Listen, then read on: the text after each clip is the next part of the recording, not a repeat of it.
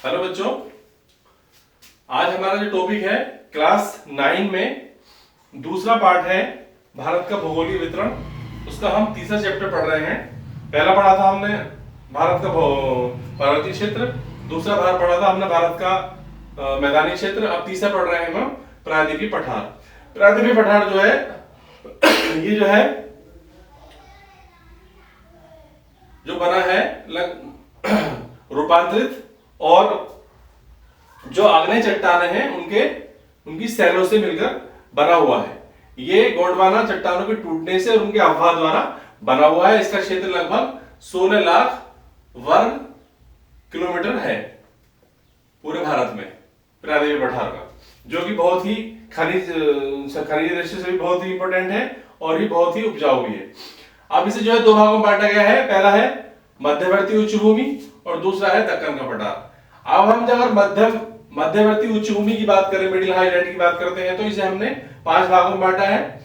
मालवा का पठार, अरावली पर्वत, मेघालय का पठार और बुंदेलखंड का बघेल क्षेत्र और विंध्याचल पर्वत। इसमें हम मालवा के पठार की बात करते हैं तो यह मध्य प्रदेश में इसका क्षेत्र पूरा फैला हुआ है और विंध्याचल जो पर्वत है उसका उत्तरी पश्चिमी भाग ये है। इसमें जो है काली मृदा पाई जाती है और काली मृदा में जो है एक तो कपास की खेती होती है और एक मूंगफली की खेती होती है। और इसमें जो नदियां हैं मालवा के पठार में वो है चंबल, माही और बेतवा। मध्य प्रदेश के क्षेत्र में ये जो है बहुत ही महत्वपूर्ण स्थान रखती हैं। उपजाऊ दृष्टि से भी ये जो है बहुत महत्वपूर्ण है।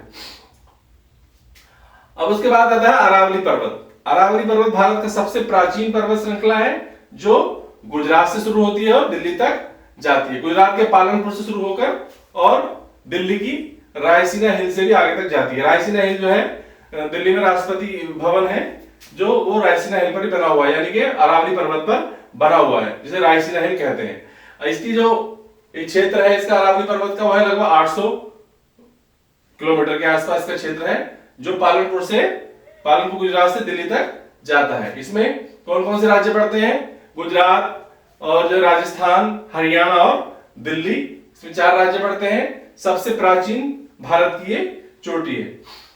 इसका जो हाईएस्ट पॉइंट है वो है दिलवाड़ा जैन मंदिर का जो क्षेत्र है, वो सबसे हाईएस्ट पीक पर जो है इस पर्वत है। दूसरा है माउंट आबू और तीसरा है गुरु शिखर। इसकी ऊंचाई है अरावली पर्वत की लगभग 300 से 900 मीटर तक इसकी ऊंचाई है और ये एक अवशिष्ट पर्वत है।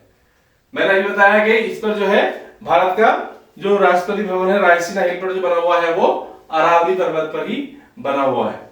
उसके बाद आता है मेघालय का पठार।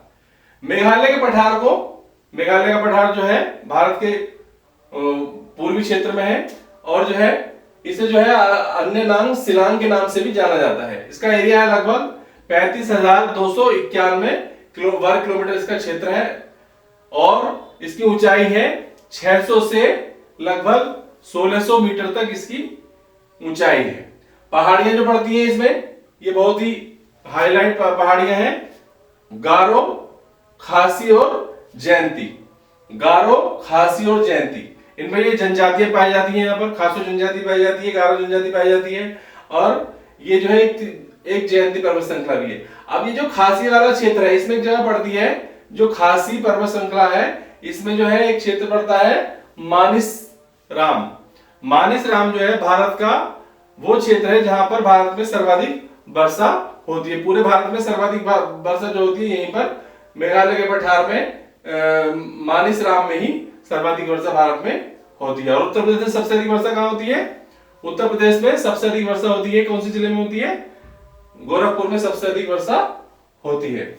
अगर हम बात करते हैं विंध्याचल पर्वत की, तो जो उसके बाद बात करते हैं मेघालय बुंदेलखंड का जो क्षेत्र है ये मालवा पठार के उत्तर पूर्व में पड़ता है। जो झांसी वाला क्षेत्र है ये बुंदेलखंड वाला क्षेत्र है, उत्तर पूर्व पड़ता है। यमुना घाटी पर आकर ये समाप्त हो जाता है और इसकी औसत ऊंचाई है 300 से 600 मीटर तक इसकी ऊंचाई है और ये 2 प्रदेशों में पाया जाता है, मध्य प्रदेश और उत्तर प्रदेश में बुंदेलखंड का क्षेत्र पाया जाता है। जो झांसी जो उत्तर प्रदेश में पड़ती है, मैंने बताया ना अभी कि झांसी तक इसका क्षेत्र है। तो ये जो है जो उसका यमुना घाटी का जो क्षेत्र जहां से यमुना समाप्त होती है वहां पर आकर जो है समाप्त हो जाता है। मध्य प्रदेश से स्टार्ट होता है, यूपी में आकर समाप्त हो जाता है। उसके बाद है विंध्याचल पर्वत। विंध्याचल पर्वत जो है वो 3 क्षेत्रों में पाया जाता है। पहला है मध्य प्रदेश, दूसरा है उत्तर प्रदेश और तीसरा है झारखंड।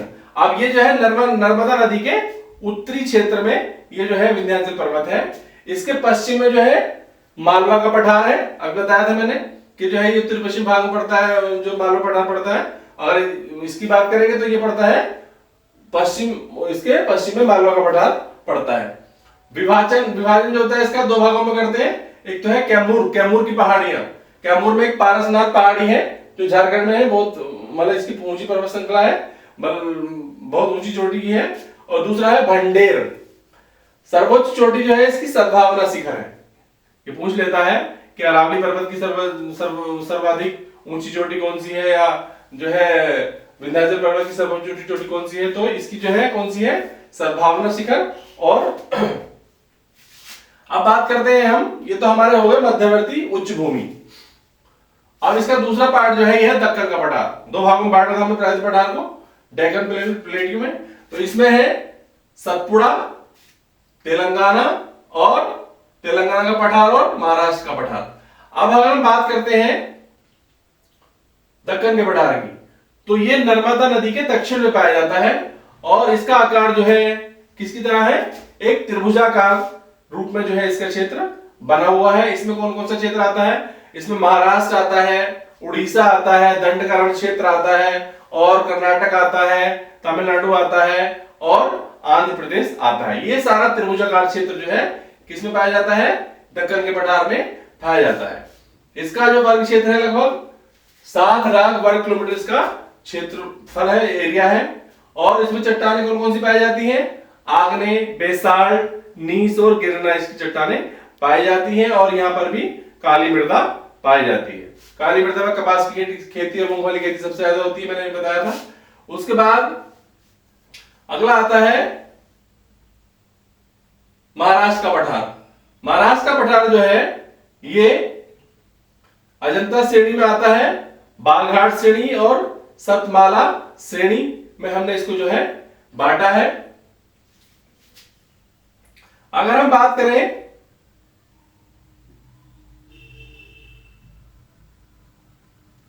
करते हैं इसके मतलब इसमें जो है और क्या आता है, इसमें आता है कर्नाटक का पठार, तेलंगाना का पठार और रण क्षेत्र जो है ये आता है भारत का रूढ़, इसे कहा जाता है। इसे कहा जाता है भारत का रूढ़ क्षेत्र। ये बहुत ही खनिज संसाधनों से भरपूर है और इसे जो है भारत का रूढ़ क्षेत्र भी कहा जाता है। ये टोटल जो है सारा हमारा प्रायद्वीपीय पठार का क्षेत्र है और ये जो है भारतीय भौगोलिक जो वितरण है उसका एक भाग था। अब इसके बाद जो है भारत के जो घाट है, पूर्वी घाट और पश्चिमी घाट, वो अगला चैप्टर पढ़ाएंगे हम। उसके बाद मरुस्थल है और उसके बाद जो है तटीय क्षेत्र है, जो समुद्र के तटीय क्षेत्र है। उसके बाद ये दूसरा वाला चैप्टर समाप्त हो जाएगा। धन्यवाद।